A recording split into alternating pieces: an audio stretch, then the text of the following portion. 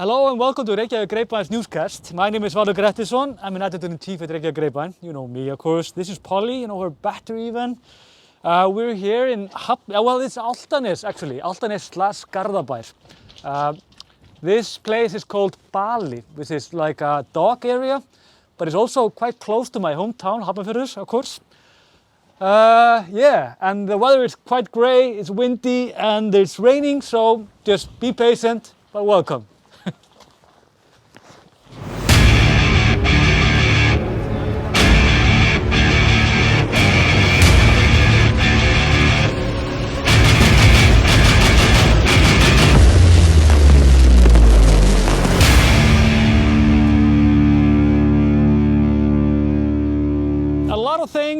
Not a lot of things, but few things have changed since we talked together last time. The gathering ban is now, there was 100 people together.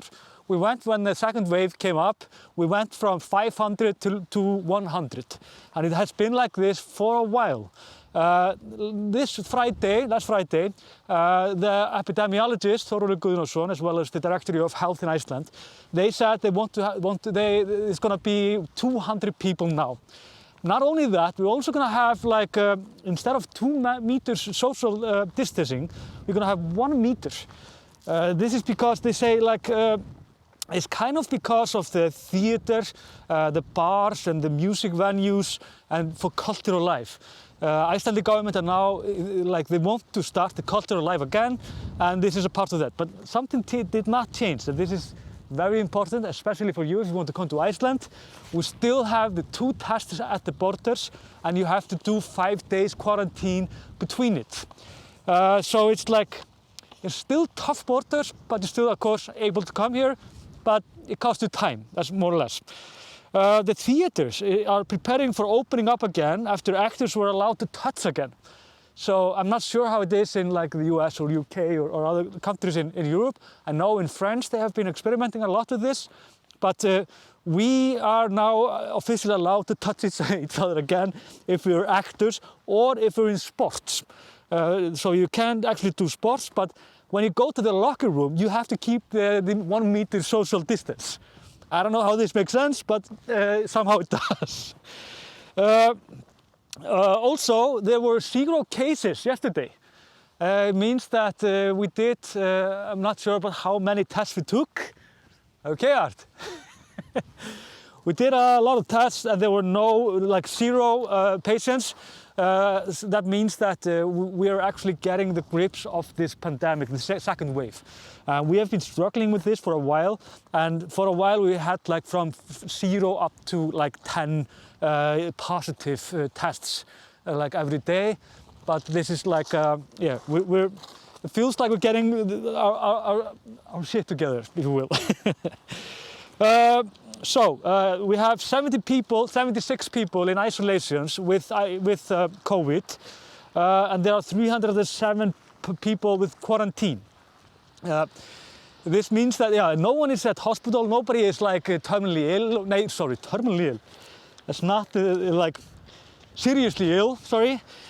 So this means that we are this tough policy of closed borders. It's obviously working, but I have to admit it. It's not in our best interest, but it's a good thing that's happening right now. Also, more about sports. I'm not a fan of this. I don't really like sports, to be honest. But we lost to England. We were playing in this, I don't even know what it's called in English. It's in Icelandic, it's þjóðardeildin. It's international. Someone please just comment below and just tell me what it is. And it's national teams are competing. England, they won us, but it was one of these bad losses because Birkir Rúnar, our most handsome football player, in the history of Icelandic football, he actually messed up a penalty, which we will of course never forgive him for. It's not enough to be a pretty boy, I guess. No, I'm joking. Birkir Rúnar is a fantastic football player. But there was other and weirder complications that happened because when the English national team came to Iceland, they have to be in like a bubble. I don't know if you know this concept, but the bubble is more or less that they can only interact with their own teammate. They can be at the hotel, but they cannot leave the hotel or meet anyone else. It appears that two players, one Mason Greenwood, centre for Manchester United, and Phil Foden, player for Manchester City, they broke these rules when they had two Icelandic girls visiting them at the hotel on Sunday, yesterday. The girls, they didn't realize that they were doing anything wrong, so they were like on Instagram just posting something, and someone took a video of it and it leaked to the media, and I think the British media is all over it right now, and the Icelandic are just before I came here it was breaking out. The interesting thing is that this means that these two players, they are not allowed to go to Denmark to play with the English national team, so because they broke the law and they have to quarantine.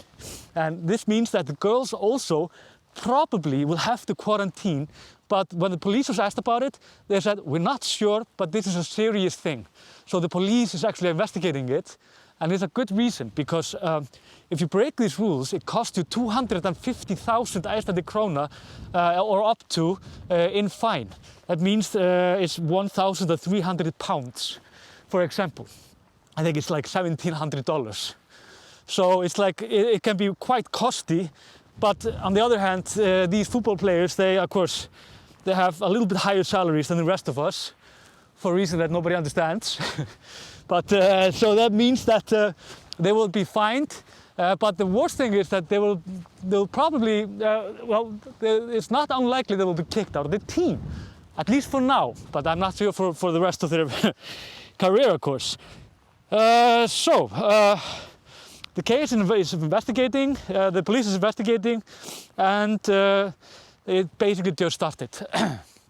But two other news. This is like, what do you say, like the social justice news of the day, which is the National Church in Iceland, which is quite interesting. We have a female bishop called, her name is Agnes Sigurðardóttir, and she, last August, she went out and apologized to all queer people in Iceland for how the church have handled the queer people past decades. This was very dramatic, and it was very important also. A lot of priests were very happy about this, because the hard stand of the church against whoever, queer, trans, gay, whatever, was very rough. And you of course know this even better, like in the US and probably in the UK also. So this was quite important. But what they did the other day was that they actually posted a advertisement for the Sunday school. And I can actually show you this. Do you want to see it, Art? Art is going to show you this better. But this picture is absolutely hilarious. You see it here. It says, "Welcome to the Sunday school in church." And if you look at Jesus, he or they or she has also tits. And this has sparked a very harsh debate between of course we have strong religious people in Iceland that do not like trans people or the LGBTQIA society at all. And they have been criticizing this, saying that the bishop have gone too far and this is just sacrilegious. While on the other hand, a lot of people say this is brilliant, it's fun, and it's actually why not play with Jesus gender? We don't really have a stand on this. We just think it's fun, and I mean, Icelanders are quite cool about this, but there is a fringe, of course, that is incredibly angry about it. Most people are just, yeah, nice, why not? But what's interesting about it is that some trans people have also criticized this, like Alexandra Brím. She's very well known for participation in the Pirate Party, and she's in the city council in Reykjavik. And she has said, like, I mean, is there something that says that, suggests that Jesus was not a man? Like, why not just let him be a man if he was a man? She said, like, this is perhaps like, kind of like it was not her words, but some have said that it's a little bit like pink washing when it comes to the church. It's a little bit just odd, if anything.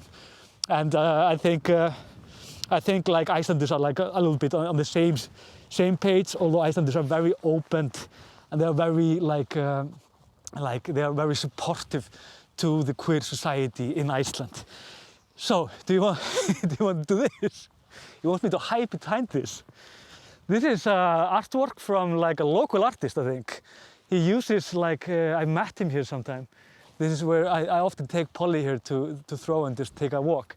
And he goes to the beach here and he just finds stuff like this that comes from the ocean and whatever this is.